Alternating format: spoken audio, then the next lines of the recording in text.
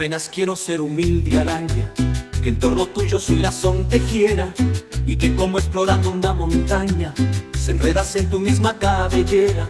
Yo quiero ser gusano, hacer encaje, dar mi capullo a las dentadas ruedas, y así poder en la prisión de un traje sentirte palpitar bajo mis sedas. Y yo quiero también, cuando se exhala toda esta fiebre que mi amor expande, ir recorriendo la salvaje escala, desde lo más pequeño hasta lo más grande.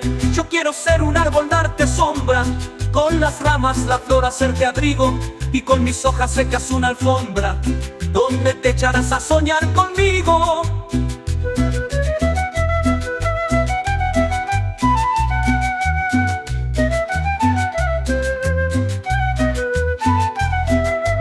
Yo quiero ser un río, hacer un lazo y envolverte en las olas de mi abismo, para poder ahogar con un abrazo y sepultarte en el fondo de mí mismo.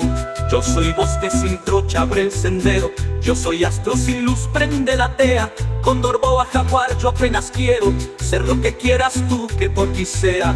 Yo quiero ser un cóndor, hacer gana de aprisionar un rayo entre mi pico, y así soberbio regalarte un ala para que te hagas de ella un abanico. Yo quiero ser una boa, en mis membrudos lazos ceñirte la gentil cintura, envolver las pulseras de mis nudos y morirme oprimiendo tu hermosura.